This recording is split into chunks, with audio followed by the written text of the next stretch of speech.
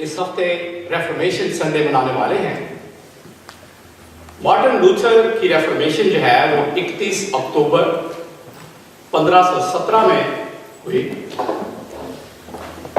Martin Luther जो है वो एक अगस्टीनियन मंक था जिसकी जिंदगी एक मॉनेस्ट्री में तब्दील हुई, और उससे पहले अगर उसकी शख्सी जिंदगी के बारे में देखा जाए तो वो एक वकील बनना चाहता था।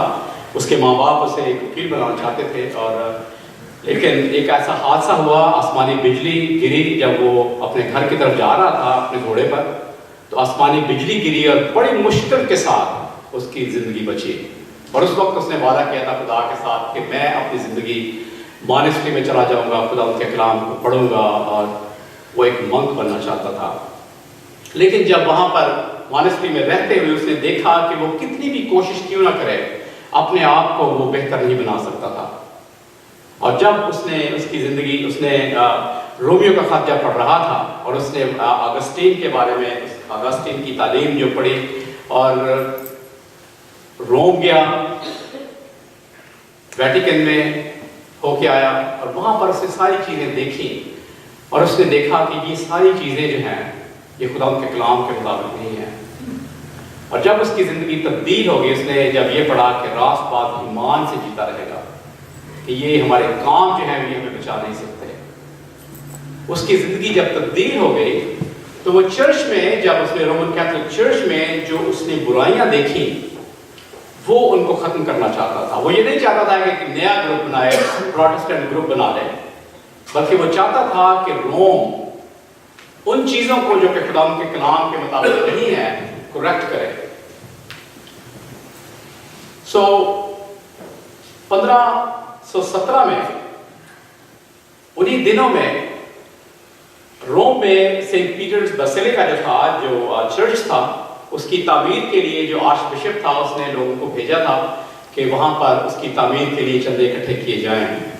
लेकिन चंदा इकट्ठा करने के लिए जो उनका तरीका था वो थे इंडल्जेंसेस बेचते थे। वो खत ऐसे लिखते थे, ऐसे बेचते थे कि अगर आपके अजीज जो कि रोमन कैथोलिक मानते थे कि वो पर्गेटरी में है, अभी आसमान पर नहीं पहुंचे, अगर आप चाहते हैं कि आप उनको खुदा की बादशाही में या बहिश्त में पहुंचाएं तो आप उनके लिए दुआ करें।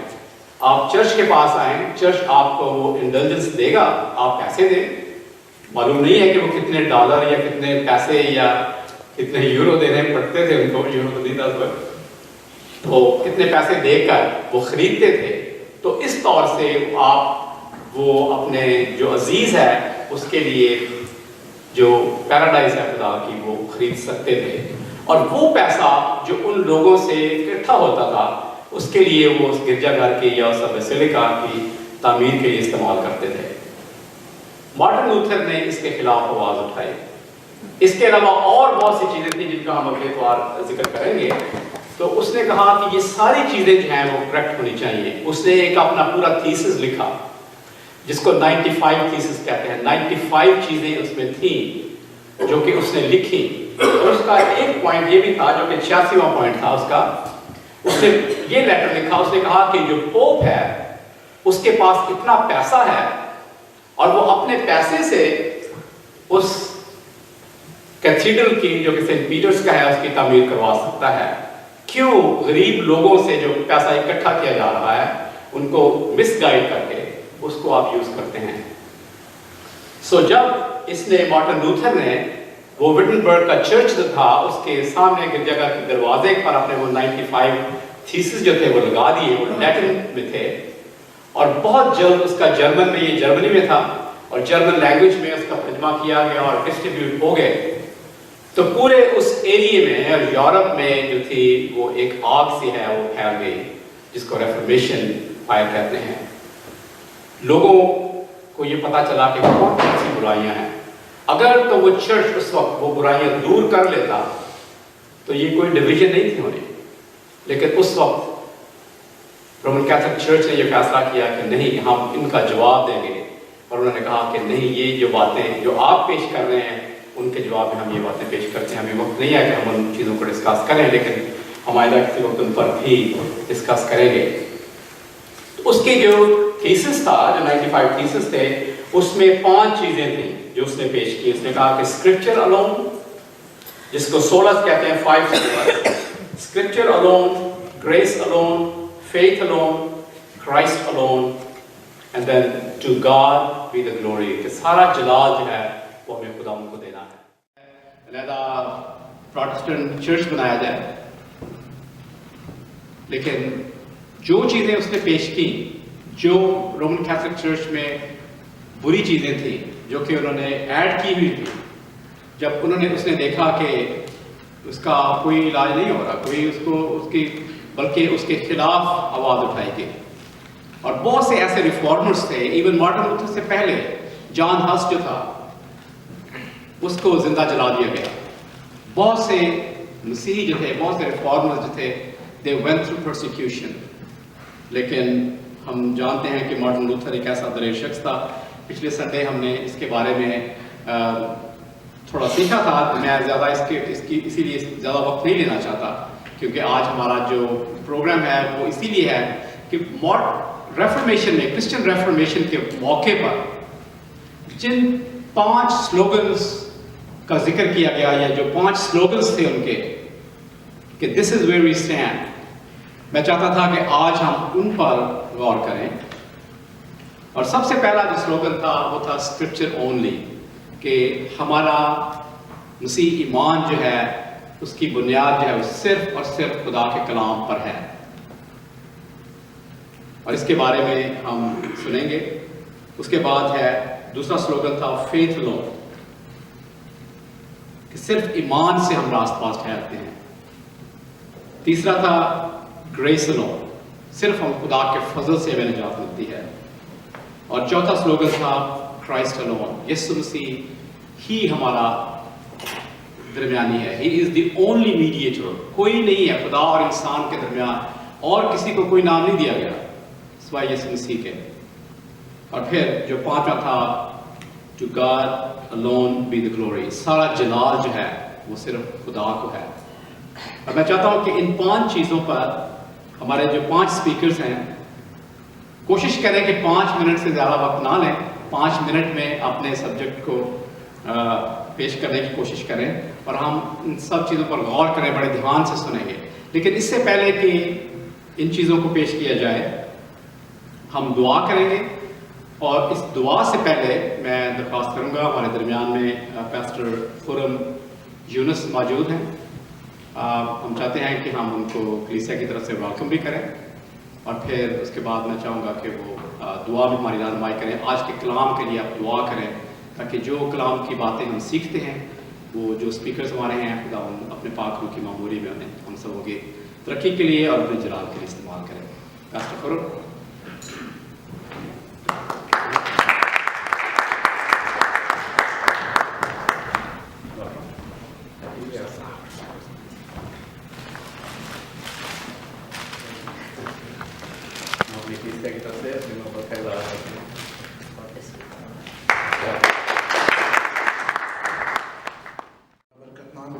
भाइयों बहनों को मेरी तरफ से सलाम पहुंचे। खुदा का कलाम, जिसके बारे में लिखा कि घास मुरझाती है और फूल कुमलाता है, पर खुदा का कलाम अबद तक कायम रहेगा। दुनिया की हर चीज फानी है और हर चीज खत्म होने वाली है, लेकिन खुदा का कलाम अज़ल से पूरा हुआ और हर दौर में पूरा हुआ। उसने कहा रोशनी हो जा, और रोशनी हो गई। खुदा का कलाम मेरे अजीजों पुर असर और मुयस्सर है, कभी बेतासीर वापस नहीं आता। आसमान और जमीन टल जाएंगे, पर यीशु के मुंह की बातें हरगिज न टलेंगी। मेरे अजीजों, ये तहरीरी कलाम जो आज हमारे पास है, खुदा के लोगों के वसीले, रूह कुदस के इल्हाम के वसीले, रूह कुदस की रहनुमाई में हम तक पहुंचा।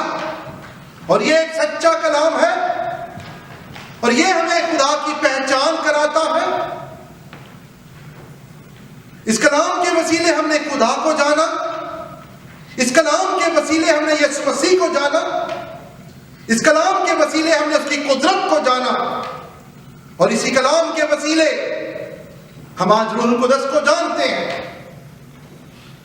میرے عزیزو، یہ وہ کلام ہے جو ہمیں زندگی کی راہ بتاتا ہے، یہ وہ کلام ہے جو ہمیں نجات کی راہ دکھاتا ہے، یہ وہ چراغ ہے جو اندھیرے میں ہمارے لیے روشنی بن جاتا ہے اور ہمیں بھٹکنے نہیں دیتا، تاکہ ہم کسی کھائی یا گڑھے میں نہ گر جائیں، گناہ کی دلدل میں نہ گر جائیں۔ خدا کا یہ کلام ہمیں ہر بدی، ہر ابلیسی قوت، تاریکی کے حاکموں سے ہمیں بچاتا ہے، اور آج ہمیں ضرورت ہے کہ اس کلام کو زیادہ سے زیادہ پڑھیں، زیادہ سے زیادہ سنیں، کیونکہ ایمان سننے سے پیدا ہوتا ہے اور سننا مسیح کے کلام سے۔ اکثر ہم میں سے بہت سے لوگ خدا کے کلام کو اچھی طرح لپیٹ کر گھروں میں اوپر سجا دیتے ہیں۔ یہ سجانے کے لیے نہیں بلکہ پڑھنے کے لیے ہے، اور اس کی برکت اس وقت ہم پر آتی ہے جب ہم اسے پڑھتے ہیں، ورنہ یہ ہمارے لیے ایک عام کتاب ہے۔ اگر ہم اسے پڑھتے نہیں تو اس کی جو برکات ہے وہ ہماری زندگی میں نہیں آ سکتی۔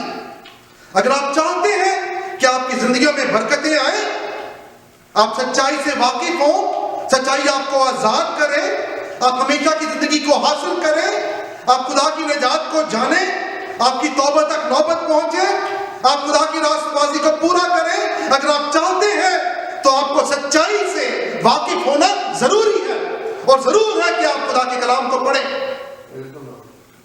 اور خدا کے کلام میں لکھا ہے، خدا یشوع سے کہتا ہے، شریعت کی یہ کتاب تیرے منہ سے نہ ہٹے، بلکہ تجھے دن اور رات اسی کا دھیان ہو، تاکہ جو کچھ اس میں لکھا ہے اس سب پر تو احتیاط کر کے عمل کر سکے، کیونکہ تب ہی تجھے اقبال مندی کی راہ نصیب ہوگی اور تو خوب کامیاب ہوگا۔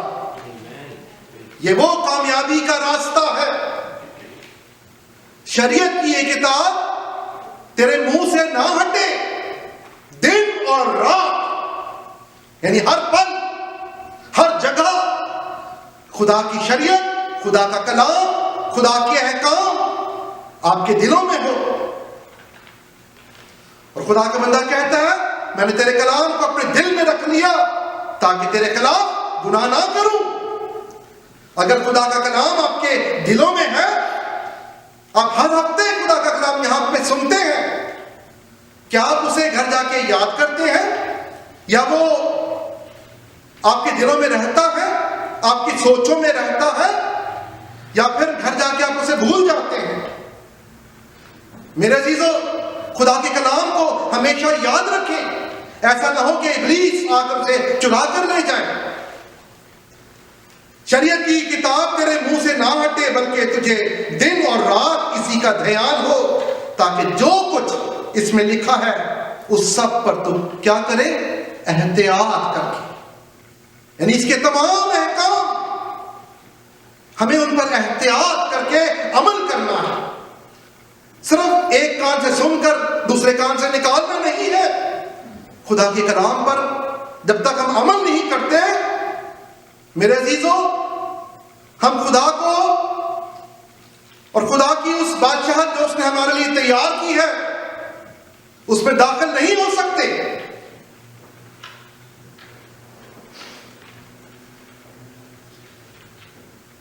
خدا کے کلام میں سے میں گلتیوں میں سے پڑھنا چاہتا ہوں، پولس رسول کا خط گلتیوں کی کلیسیا کے نام۔ پولس خدا کا بندہ کہتا ہے، میں تعجب کرتا ہوں، پہلے باب کی 6 آیت سے، کہ جس نے تمہیں مسیح کے فضل سے بلایا اس سے تم اس قدر جلد پھر کر کسی اور طرح کی خوشخبری کی طرف مائل ہونے لگے۔ مگر وہ دوسری نہیں، البتہ بعض ایسے ہیں جو تمہیں گھبرا دیتے اور مسیح کی خوشخبری کو بگاڑنا چاہتے ہیں۔ لیکن اگر ہم یا آسمان کا کوئی فرشتہ بھی اس خوشخبری کے سوا جو ہم نے تمہیں سنائی کوئی اور خوشخبری تمہیں سنائے تو ملعون ہے۔ ملعون ہے وہ شخص جو خدا کی اس خوشخبری کے سوا کوئی اور خوشخبری ہمیں سناتا ہے۔ میرے عزیزوں،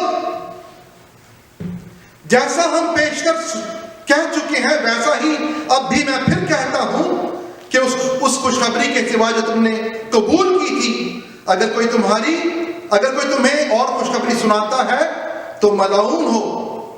اگر اسے آگے پڑھیں تو پولس اپنے بارے میں بیان کرتا ہے کہ پہلے میں کس طرح کی زندگی گزارتا تھا، پہلے میں روایتوں پر چلتا تھا، پہلے میں شریعت کو پورا مانتا تھا، یہودی طریقے کے مطابق میری زندگی تھی اور اپنے بزرگوں کی روایتوں پر چلتا تھا۔ لیکن خدا کے کلام کو جب میں نے جانا، جب یسوع نے مجھ سے کلام کیا، جب وہ مجھ سے ہم کلام ہوا دمشق کی راہ پر، تو میری زندگی بدل گئی۔ میرے عزیزوں، ضرورت ہے کہ ہم اپنی ان روایتوں سے نکلیں اور خدا کے کلام کی سچائی کو جانیں، اس کی گہرائی کو جانیں۔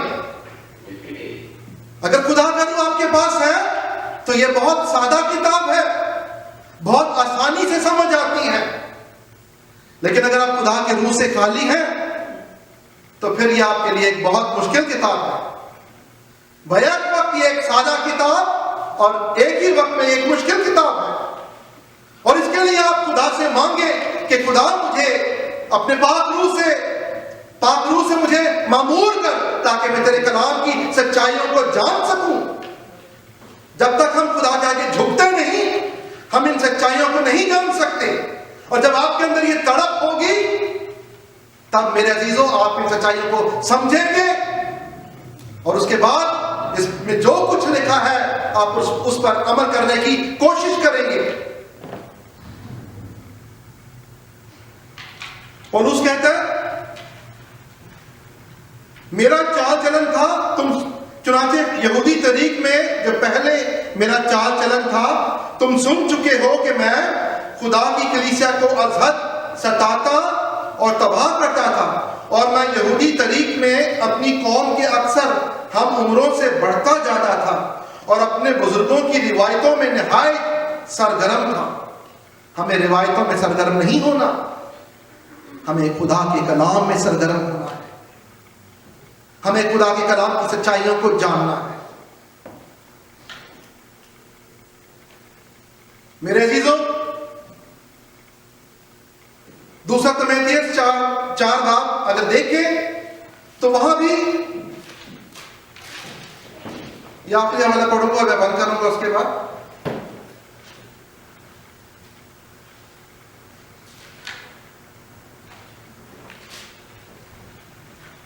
پولس لکھتا ہے کہ تو کلام کی منادی کر، وقت اور بے وقت مستعد رہ، ہر طرح کے تحمل اور تعلیم کے ساتھ سمجھا دے اور ملامت اور نصیحت کر، کیونکہ ایسا وقت آئے گا کہ لوگ صحیح تعلیم کی برداشت نہ کریں گے، بلکہ کانوں کی کھجلی کے باعث اپنی خواہشوں کے موافق بہت سے استاد بنا لیں گے۔ آج ہمیں بے شمار کلیسیاں نظر آتی ہیں جو خدا کے کلام کو اپنے حساب سے، اپنے طریقوں کے حساب سے ان آیات کو لیتے ہیں اور ایک نئی کلیسیا کا وجود ہو جاتا ہے۔ میرے عزیزوں، ہمیں ایسی تعلیموں سے ہوشیار رہنا ہے، ہمیں خدا کے کلام کی سچائی میں چلنا ہے اور اس کی گہرائی کو سمجھنا ہے، تب ہم جا کر خدا کی خوشنودی کو حاصل کر سکتے ہیں، تب ہمیں جا کر خدا کی اقبال بندی ہمیں ملے گی۔ اس لیے ضرورت ہے، اور یہ ایک بہت اہم بات ہے، اپنے گھروں میں جب جاتے ہیں، جب خدا کے کلام کو پڑھتے ہیں تو اس کلام کو گہرے طور پر سمجھنے کے لیے خدا کی حضوری میں جھکا کریں، दुआ मांगा करें खुदा से, और खुदा आपको जरूर अपना पात्र अता करेगा, ताकि आप उसकी सच्चाई को समझ सकें और खुदा से आपका रिश्ता और ज्यादा मजबूत हो। खुदा आप सबको बरकत दे। कि मैं कौन और मेरी हकीकत क्या है, मैं इस काबिल नहीं कि मैं इस जगह ठहर सकूं, लेकिन ये खुदावंद की बरकत है कि मुझे ऐसा मौका मिला। रेफॉर्मेशन के ताल्लुक से हम बात करेंगे। पोस्ट टेनेब्रेस लक्स, पोस्ट टेनेब्रेस लक्स, इसका क्या मतलब है?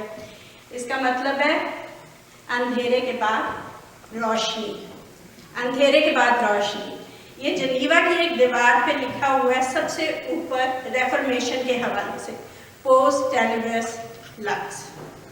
और उसमें एक सबसे नुमाया तस्वीर जिसकी नज़र आती है, और वही मेरे सब्जेक्ट का हिस्सा है, जो सबसे नुमाया तस्वीर है वो मार्टिन लूथर की है, और उसके पीछे आपको एक स्वान नज़र आती है।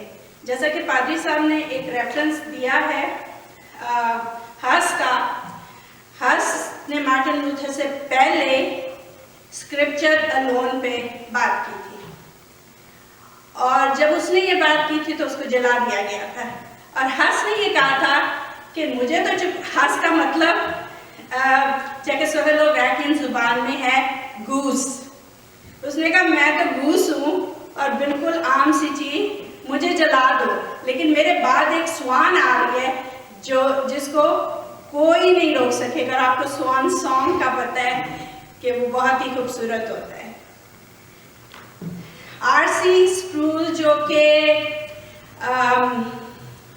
मार्टिन लूथर के बहुत बड़े स्कॉलर हैं, और जब जो आज मेरा ताल्लुक इंग्लिश लिटरेचर से है, तो 5 मिनट दिए हैं तो बड़ी अफसोस की बात है, पर कोई बात नहीं। उसका ताल्लुक, वो कहता है, स्प्रूल कहता है कि सारे लोग, प्रोटेस्टेंट लोग चर्चों में जाते हैं, बातें करते हैं, लेकिन उन्हें ये नहीं पता कि वो प्रोटेस्ट क्या हुआ था और क्या किया गया था, किसी को नहीं पता। आज ये रेफॉर्मेशन की जो मनाया जा रहा है, इसके बाद नौजवानों को, सबको इस बात का पता होना चाहिए कि हम ये रेफॉर्मेशन चीज़ क्या है। ये रेवोल्यूशन नहीं है, ये रेफॉर्मेशन है। जब मैंने कहा पोस्ट टेनेब्रास लक्स, तो अंधेरे की बात हुई। ये कौन सा अंधेरा है? अंधेरा किधर था? अंधेरा चर्च में था। सारा अंधेरा चर्च में था। जब हम कहते हैं Christ alone, faith alone, scripture alone, God be glory be to God and Christ alone, that was part of the church.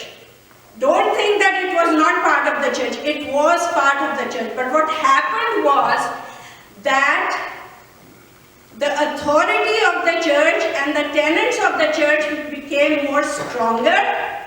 And since it was the authority that they sought, these 5 things that were the principle of any Christian were put on the back burner. Nobody knew about them. Even Martin Luther. Martin Luther was a vexed spirit, very, very disturbed spirit. उसको lunatic भी कहा गया है, उसको insane कहा गया। He was a scholar, और उसने अपनी scholarship को वो यूनिवर्सिटी जब पहली दफा गया तो वो एक लॉयर बनने के लिए गया, और उसने अपनी स्कॉलरशिप को मनवा लिया था as a lawyer. But what happened was that one day there was a lightning, he was going from his university walking along, and there was a lightning that almost struck him, और थोड़ा सा वो paranoid भी था। Martin Luther थोड़ा सा paranoid भी था, उसको हाइपोकॉन्ड्रियाक भी कहते हैं। तो उसने सोचा कि मैं बिल्कुल मरने वाला हूँ, and he said, God if you save me I will become a monk, if you save me I will become a monk. And he joined the monastery, और उसने मॉनेस्ट्री ज्वाइन किया, और सबसे जो सी हायर लेवल की जिसमें तपस्या की जाती है वो वाली मॉनेस्ट्री ज्वाइन की। और जब उसको कन्फेशन का टाइम रोजाना आता था तो वो 1 घंटा 2 घंटे 3 घंटे कन्फेस ही करता जाता था, और जिसके आगे कन्फेस करता था वो बेचारा तंग पड़ जाता था कि ये बोलता जा रहा है कि I looked at the other persons chicken bone that he kept repeating that I am sinning all day. The past 24 hours I had been sinning. So he kept, but he did not get any peace from anywhere. He did not get any peace. He did not get the peace that passeth understanding, which is in the Bible, which we all should get. He did not get that peace that passeth understanding. It eluded him. But the righteousness of God pursued him. He was looking for the righteousness of God. He wanted the righteousness of God. But he did read it that he can get it. But from where? How will he get it? So one day when he was teaching in the university, उसने इस आयत को जिस वक्त पढ़ा,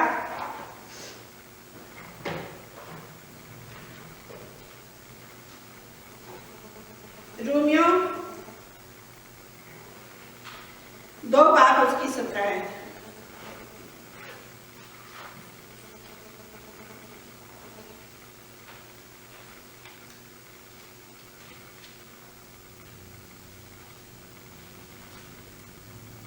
which is like एक बार, और उसमें ये लिखा है इस वास्ते कि उसमें खुदा की रासबाजी ईमान से और ईमान के लिए जाहिर होती है, जैसा लिखा है कि रासबाज ईमान से जीता रहेगा। और ये बातें कलाम में तो मौजूद हैं, लेकिन क्योंकि चर्च इतना ज़्यादा अथॉरिटी में हावी हो चुका था, हबक्कूक की किताब में अगर आप देखें तो आपको पता चलेगा कि एग्जैक्टली ऐसी ही आयत मौजूद है कि जो रास्त है वो ईमानदार से जीता रहेगा, ईमान से जीता रहेगा। और अगर आप देखें कि जब जेनेसिस की किताब में इब्राहिम ने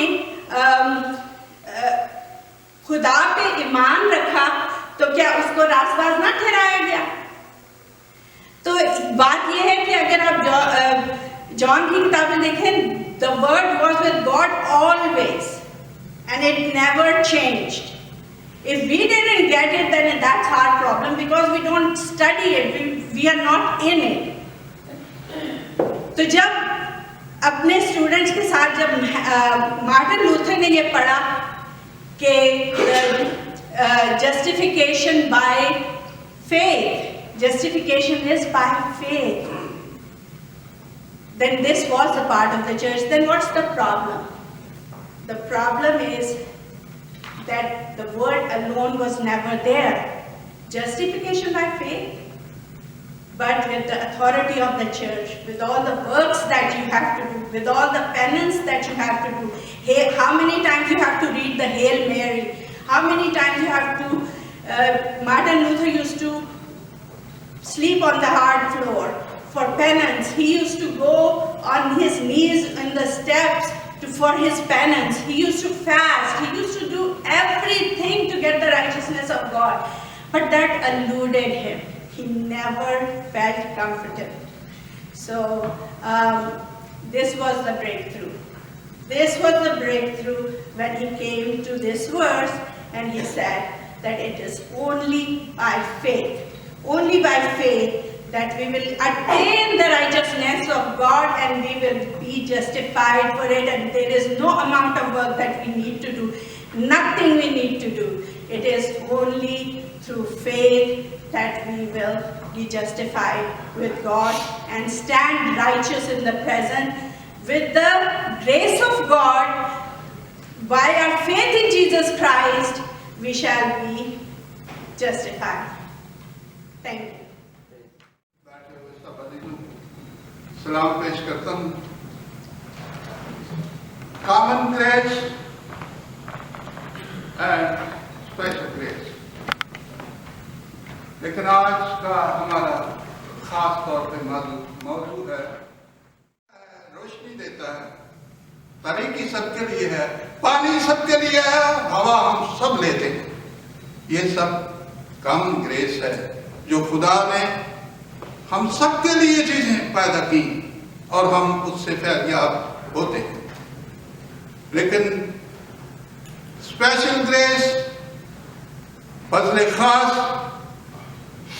जिसको हम यीशु मसीह का नाम देते हैं, आज हम उस पे गौर करने के लिए यहां हाजिर हैं। रिफॉर्मिंग में क्यों महसूस किया गया कि ये फजल की अहमियत चर्च में क्या? हम जरा शुरू से इसको देखते हैं। लूका रसूल की अंजील में पहले बाब की 28वीं आयत में, और फरिश्ता ने उसके पास अंदर आकर कहा, सलाम तुझको जिस पर फजल हुआ है। खुदावंद तेरे साथ। इसमें दो खास बातें हैं, तुझ पर फजल हुआ है और खुदावंद तेरे साथ। फजल के साथ, फजल के होते हुए खुदा साथ होता है। वो घबराई तो कहा गया खौफ न कर, क्योंकि खुदा की तरफ से तुझ पर फजल हुआ है, किसी इंसान की तरफ से नहीं। तूने उसके लिए कोई दौलत नहीं दी, ये खुदा की तरफ से फजल हुआ है। खुदा का कलाम उस वतन में रखा जाने वाला था। खुदा का कलाम, खुदा का कलमा, इसलिए उस वतन को पाक तर किया गया। तो हमें महसूस ये होता है, और हम इन आयात से अखज़ ये करते हैं कि सलाम के साथ ही उसके अंदर की पाकीज़गी शुरू हुई।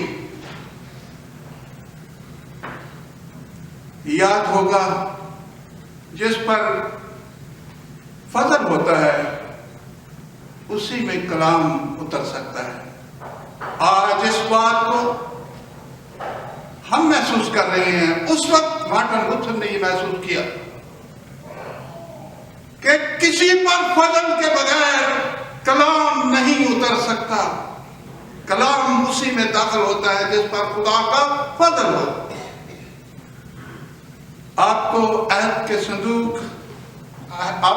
संदूक याद होगा, और उसकी पाकीज़गी की इंतहा भी याद होगी कि उसकी इंतहा क्या थी।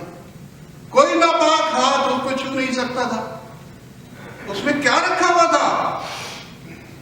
उसमें यही खुदा का कलाम था, खुदा की चीजें थी, पाक पवित्र चीजें थी। लेकिन आज हम जिसके बारे में सुन रहे हैं, गौर कर रहे हैं, वो कलमा एक वतन में उतारा जाने की बात हो रही थी। तो उसके लिए कितनी पाकीज़गी की जरूरत थी। तो ये वतन किस कदर पाक होने की जरूरत थी, खुदा का फजल रुपयों से खरीदा नहीं जा सकता। तो जिस पर खुदा का फजल होता है उसके साथ खुदा का होना जरूरी है। यूहन्ना रसूल की अंजील के पहले बाब की 17 आयत में लिखा है, इसलिए शरीयत तो मूसा की मार्फत दी गई, मगर फजल, सच्चाई मसीह की मार्फत पहुंची। फजल और सच्चाई मसीह की मार्फत पहुंची।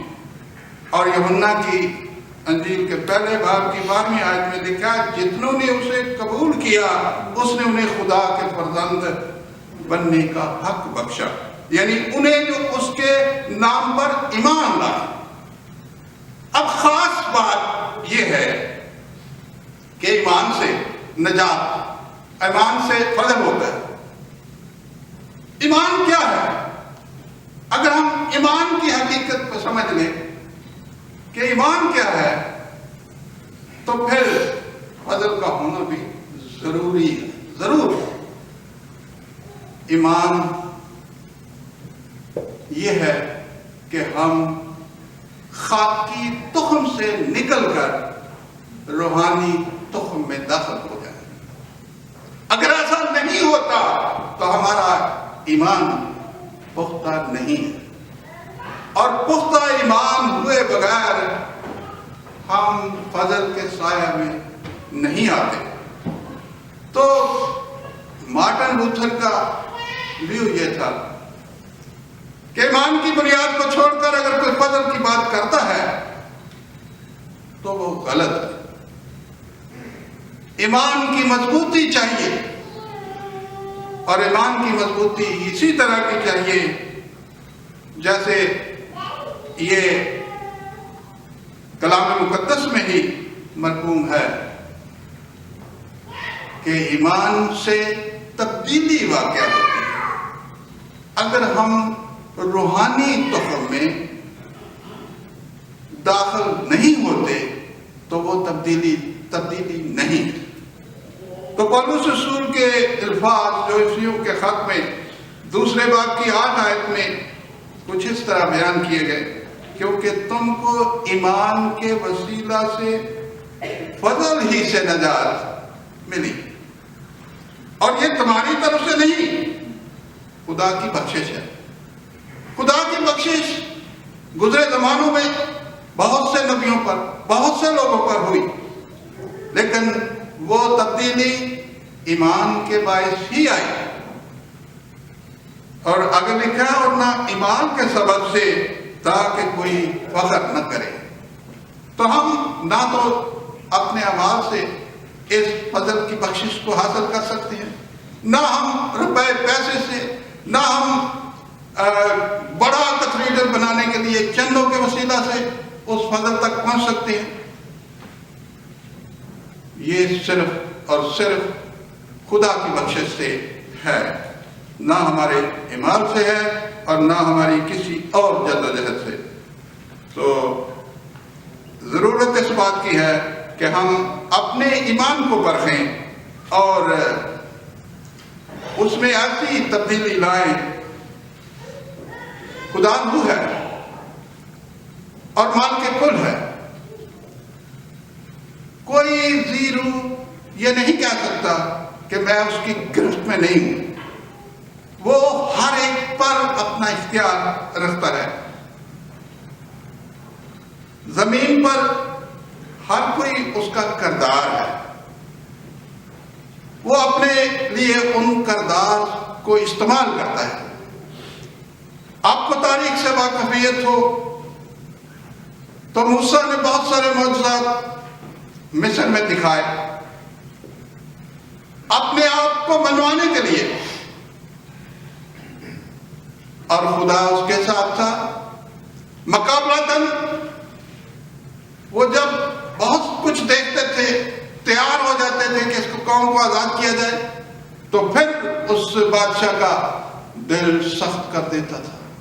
वो एक किरदार था, वो उसका अपना किरदार था। हम इसी तरह देखते हैं यहूदा इस्करियोती को भी एक किरदार के तौर पर इस्तेमाल किया गया, और उस वक्त के हाकिमों को भी एक किरदार के तौर पर इस्तेमाल किया गया। मसीह ने आलानिया कहा कि अगर ये इख्तियार तुझे ऊपर से ना दिया जाता तो तू कुछ न कर सकता। तो वो मालिक जिसके इख्तियार में हम सब हैं, वो तो यहां तक कि शैतान को भी मना करता है कि मैं तुझे कहता हूं कि तू अय्यूब को जो कुछ करना चाहता है कर ले, लेकिन उसमें से जिंदगी का दम नहीं ले सकता। तो शैतान का बार बार यही कहना था कि इसके चौगिर्द जो तूने दीवार बनाई है उसको हटा, और ये तेरे मुंह पर लान तान करेगा। लेकिन ऐसा नहीं हुआ। तो ये किरदार हैं जो वक्तों के साथ सामने आए, और खास तौर पे यूहन्ना रसूल ने अपनी अंजील में और अपने खतूत में बहुत कुछ ये बयान किया है। और ये खास भेद भी उसी का बयान किया हुआ है कि फजल ईमान से होता है, ईमानदार के ऊपर होता है, उसके बगैर कुछ नहीं। तो यीशु मसीह खुदा का बेटा है, जैसे हमने सुना कि वो फजल के वसीला से, फजल के बायस उस वतन में उतारा गया और वो दुनिया में आया। पौलुस रोमियो के खत में 5वें बाब की 15 आयत में यीशु मसीह को इंसान की निजात के लिए खुदा का फजल और उसकी बख्शिश करार देता है। एक आदमी के गुनाह से मौत आई, उस वक्त तय हो गया कि खुदा का बेटा उस मौत का तोड़ बनकर फजल की बख्शिश से गुनाह में मरे हुओं को जिंदगी देगा और वो अपने भेजने वाले की मर्जी पूरी करे। तो यूहन्ना रसूल की अंजील के 6 बाब की 44वीं आयत में लिखा है, करंथियों 2 बाब उसकी 2 आयत को पढ़ें तो वहां लिखा है, क्योंकि मैंने ये इरादा कर लिया था कि तुम्हारे दरमियान यीशु मसीह बल्कि मसीह मसलूब के सिवा और कुछ ना जानूं।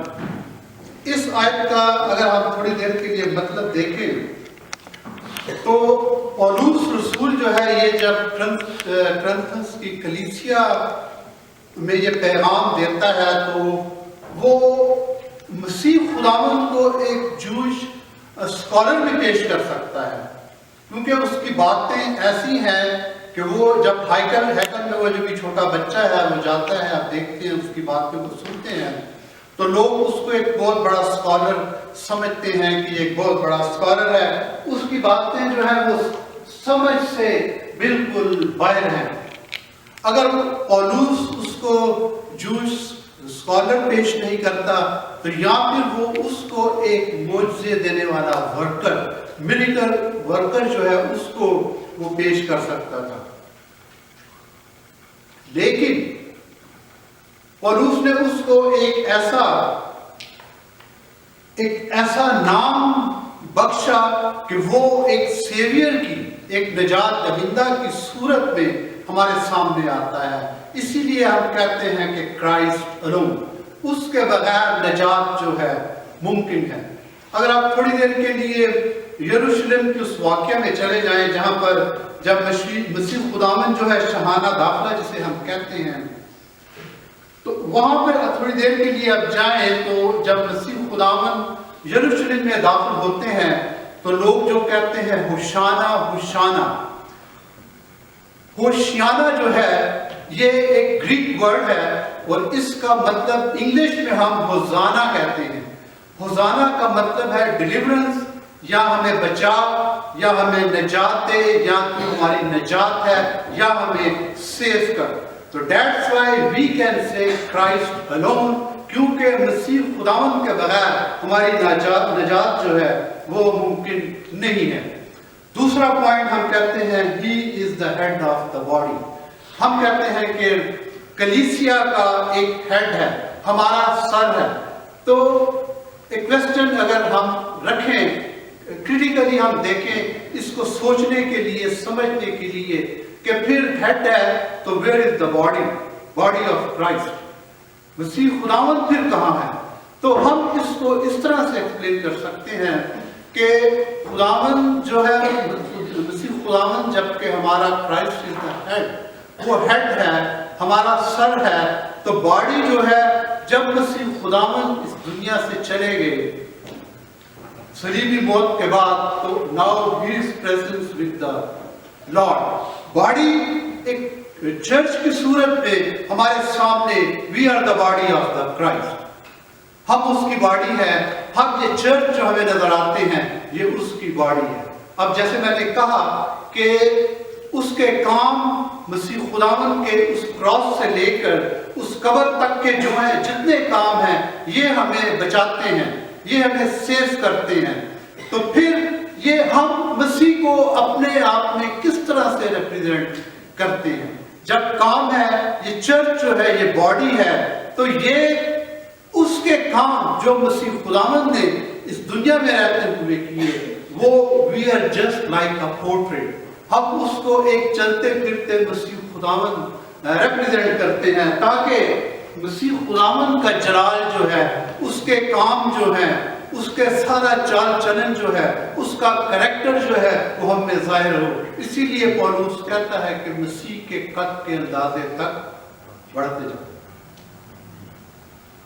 پھر مسیح خداوند جب بھی آسمان پر اسینشن ہے، جب بھی وہ چلے جاتے ہیں تو اس کا روح جو ہے وہ ہم میں ہے.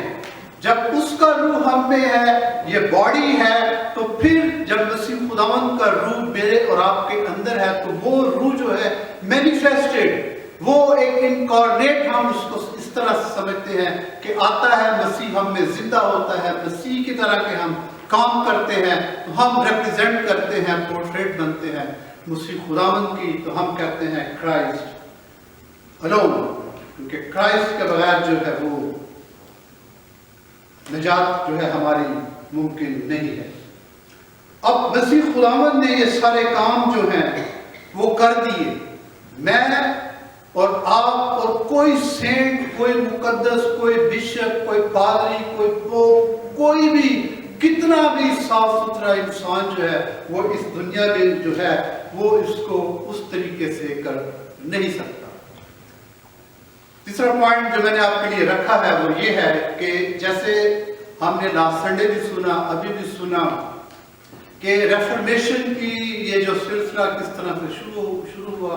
مارٹن لوتھر نے یہ دیکھا کہ اسپیشلی کیتھولک ڈاکٹرن میں کچھ ایسی چیزیں تھیں جو کہ according to the word of God نہ تھی. کافی چیزیں تھیں لیکن میں نے ایک چیز کو صرف لیا ہے، وہ ہے پرگٹوری، یعنی کہ اسٹیٹ آف پلیس یا ایک اسٹیٹ یا ایک ایسی جگہ جہاں جب انسان مرتا ہے تو اس کی روح جو ہے وہ کچھ دیر کے لیے فار دا پیوریفیکیشن وہاں پر ٹھہرتی ہے تاکہ وہاں اس کی روح جو ہے پیوریفائڈ ہو اور وہ اس کی رسائی جو ہے ہیون تک خدا کے پاس ہو سکے.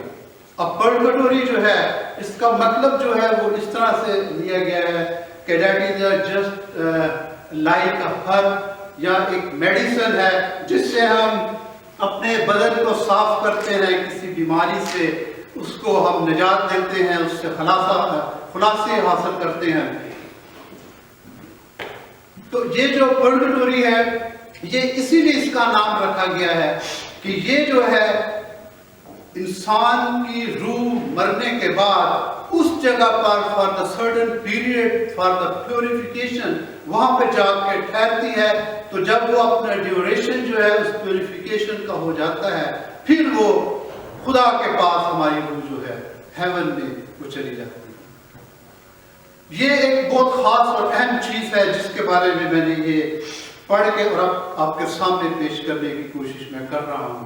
میرے عزیزو، جیسے میں نے پہلے کہا کہ مسیح کی صلیب سے لے کر اس کی قبر تک جتنے اس کے کام ہیں وہ ہمیں نجات دیتے ہیں، وہ ہمیں خدا سے مراتے ہیں.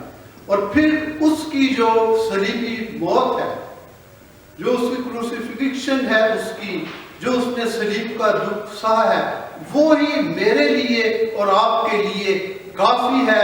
ہمیں پھر کوئی ایسی جگہ پہ ہماری روح کو رکنے کی ضرورت نہیں ہے کہ وہاں ہماری روح مرنے کے بعد پیوریفیکیشن ہو اس کی، وہاں پھر جو وہ خدا کے پاس ہمیں وہ لے کر جائے. جب ہم مرتے ہیں، جب ہم خدا پہ ایمان لے کر آتے ہیں اس سے، کیونکہ اس کے خون سے آلریڈی ہم پیوریفیکیشن ہماری ہو جاتی ہے، ہمارے گناہ جو ہیں وہ دھوئے جاتے ہیں اور خدا ہمیں معاف کرتا ہے. اور اس خون کی کورنگ کو خدا جو ہے وہ دیکھتا ہے اور مسیح خداوند جو ہے ہماری شفاعت کرتا ہے اور وہ پھر ہم ہیون میں جاتے ہیں. نہ کہ ہم کسی ایسے پلیس پہ، نہ کسی ایسے اسٹیٹ پہ جا کے ہماری روح جو ہے وہ رکتی ہے.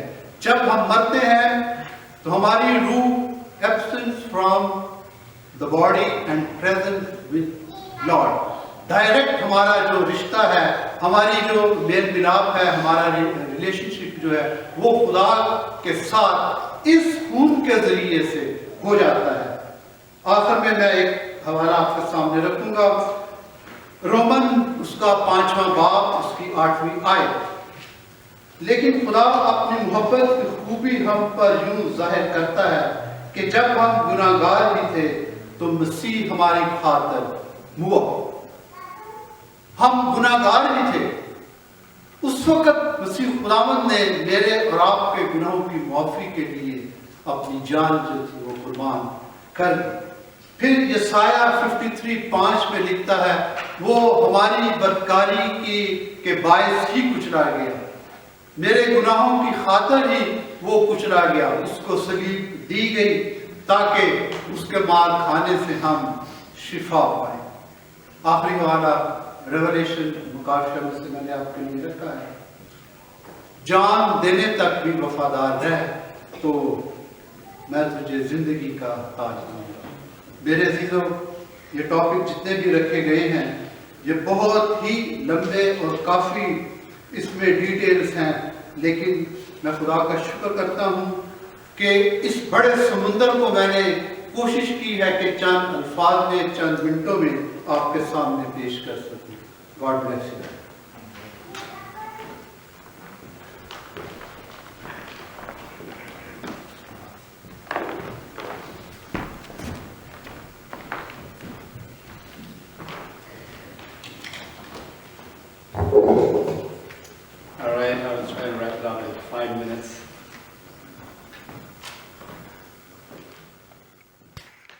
चर्च जो है वो इग्नोर कर रहा है, जबकि इन्हीं चीज़ों को, जो कि 4 चीज़ें पेश की गई, कि वो हमारे ईमान की बुनियादी चीज़ें हैं, और जब हम इनको नज़रअंदाज करते हैं तो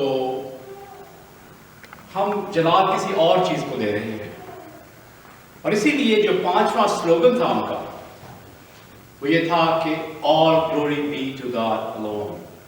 सारा जलाल जो है वो सिर्फ और सिर्फ खुदा को है। और यही मैं समझता हूं कि हमारे लिए भी जरूरी है कि हम इस चीज को देखें। उस दौर में भी खुदा को जलाल देने की बजाय जलाल जो था वो पोप को दिया जाता था या प्रीस्ट को। और बहुत दफा हम भी ऐसा समझते हैं कि हम अपनी लाइफ के मुख्तलिफ हिस्से बना लेते हैं कि ये एक सेक्रेड हिस्सा है और ये एक सेक्युलर हिस्सा है। हम जब चर्च आते हैं हम डिफरेंट लोग होते हैं, जब हम बाहर कम्युनिटी में होते हैं हमारा रवैया डिफरेंट होता है, हम कुछ और होते हैं। लेकिन खुदा का कलाम हमें क्या कहता है? जो कुछ भी करो, खाओ या पियो, जो कुछ भी करो खुदा के जलाल के लिए करो। Do all to the glory of God. और अगर आपको याद होगा, मुझे याद है बचपन में हमने ये सीखे थे सवाल जवाब मुख्तसर वेस्टमिंस्टर कन्फेशन कैटेकिज्म के जो क्वेश्चंस हैं, जब बच्चों को सिखाए जाते हैं तो पहला सवाल है कि खुदा ने किस मकसद से इंसान को पैदा किया, why did God create man? और उसका जवाब था ताकि वो उसका जलाल जाहिर करे और हमेशा उसके साथ रहे। To glorify God and to enjoy him forever. और यही चीज जो रिफॉर्मर्स थे वो ये चाहते थे कि वो सारा जलाल जो दूसरे लोगों को दिया जा रहा था, जब उसकी डिस्ट्रैक्शन हो रही थी कि निजात जो है हम जानते हैं कि सिर्फ और सिर्फ यीशु मसीह के वसीले से है, और ये ईमान के थ्रू फेथ है, और ये हम कुछ करते नहीं है बल्कि बाय ग्रेस हमें दी जाती है। लेकिन जब वो इंडल्जेंसेस बेच के या और चीजों को ऐड कर रहे थे, तो इसका मतलब है कि हम people were looking for salvation to something else। और आज भी मैं कह सकता हूं कि जो रोमन कैथोलिक चर्च है, जो उनका एम्फेसिस है that is somewhere else। अभी वो डॉक्टर स्प्रोल की बात कर रहे थे, तो डॉक्टर स्प्रोल ही का मैं जिक्र करता हूं। एक दफा काफी पुरानी बात वो जिक्र करते हैं अपने एक मैसेज में, कह रहे थे कि यहाँ फिलाडेल्फिया में काफी साल पहले वो आए थे और they were walking on the street, और लोग थे, कैथोलिक चर्च के प्रीस्ट थे और लोग भी थे, और वो चल रहे थे اور ایک چھوٹا بچہ جو کہ کچھ پیمفلٹ شاید بیچ رہا تھا یا کچھ چیزیں دے رہا تھا، تو ایسے لوگوں کو دکھا رہا تھا کہ یہ دیکھیں، اور اس نے ایک پریسٹ جا رہا تھا اور اس نے ایسے پریسٹ کو بیچنے کی کوشش کی، اور جب اس نے نہ سنا تو اس نے ایسے اس کے بازو کو ہاتھ لگا دیا، اور جو اس پریسٹ کے ساتھ تھا اس نے ایسے زور سے بچے کو کھینچا. How dare you touch the anointed of the Lord؟ اس بچے کو کہا، کہتا ہے کہ مجھے اتنا غصہ چلا کہ میں کہتا کہ how dare you say that؟ کیونکہ وہ پریسٹ ہے، وہ اتنا بھی پاک نہیں ہے کہ ایک بچہ سے ہاتھ نہیں لگا سکتا. ہم اگر اپنے آپ کو کلرجی کہتے ہیں، ہم میں اور ایک عام شخص میں جو کلیسے میں، اس میں کوئی فرق نہیں ہے. ہم زیادہ ہولی نہیں ہیں، کوئی شخص بھی کامل نہیں ہے. ہم سب خدا کی خدمت کے لیے اس کے چنے ہوئے لوگ ہیں. ہم سب مقدس ہیں. بے شک سینٹ کا نام دیا جاتا ہے، ہم بے شک saint Paul, saint Peter, they were saints, they were God's people. لیکن پطرس کیا کہتا ہے کہ ہم سب مقدس کہانیوں کا فرقہ ہیں. ہم سب جو ہیں خدا کے سامنے برابر ہیں، اور سارا جلال، all glory has to be given to God. پہلا پطرس کا 4 باب اس کی 11ویں آیت میں لکھا ہے کہ اگر کوئی کچھ کہے تو ایسا کہے گویا خدا کا کلام ہے. ہم بات بھی کریں تو ایسا ہونا چاہیے کہ ہم خدا کا کلام کہہ رہے ہیں. ہماری ساری زندگی جو ہے وہ یہ نہیں ہونی چاہیے کہ یہاں پہ چرچ میں ڈفرینٹ ہے اور باہر جا کے ہم جو کچھ مرضی کریں، ہماری زبان سے جو کچھ مرضی نکلے. سب کچھ کریں، جو کچھ بھی ہم کریں خدا کے جلال کے لیے کریں. ایون our salvation، جب ہم نجات ہماری جو ہے، ہم اکثر کہتے ہیں کہ we are saved through Jesus Christ. Jesus is the means. لیکن salvation جو ہے خدا صرف means نہیں ہے، he is also the end. صرف ہم مسیح کو استعمال نہیں کرتے کہ ہم نجات حاصل کرنے کے لیے استعمال کرتے ہیں. بے شک اس کے تھرو ہمیں salvation ملتی ہے، لیکن یہ خدا کا انتظام ہے. God is also the means and the end. ہم کسی اور کو یہ جلال نہیں دے سکتے. آئیے ہم اپنی زندگی پر غور کریں. کیا ہم اپنی زندگی میں جلال اپنے آپ کو دینا چاہتے ہیں؟ ہم اپنے آپ کو ایسا سمجھتے ہیں کہ لوگ ہماری تعریف کریں، جو کچھ ہم بولتے ہیں یا جو کچھ ہم کہتے ہیں، یا اگر ہم اچھا کردار رکھتے ہیں تو لوگ ہماری تعریف کریں کہ یہ شخص بہت اچھے کردار کا ہے؟ اگر ایسا ہے، جلال خدا کو دینا چاہیے کہ یہ شخص اچھا کیوں ہے؟ کیونکہ یہ خدا پر ایمان رکھتا ہے. میں نے پیاسکو سہیل سے کہا ہے کہ وہ ایک گیت میں ہمیں لیڈ کریں. ہم آخر میں یہ گیت گائیں گے، سارا جلال یسوع تیرے لیے ہے. تو جب یہ گیت گاتے ہیں آپ ان کے ساتھ جوائن کریں. جن کو یہ آتا ہے وہ ساری ہم اس میں نہیں ہے، وہ جو رومن انگلش والی ہے اس میں ہے. یہ سارا جلال یسوع تیرے لیے ہے. ہم یہ گیت گائیں گے اور پھر اس کے ساتھ ساتھ ہم اپنے آپ کو خدا ان کی بیس پر آنے کے لیے یاد کریں گے. اس کے بعد ہم دعا کریں. آئیے ہم سب کھڑے ہوں. چلتے ہیں.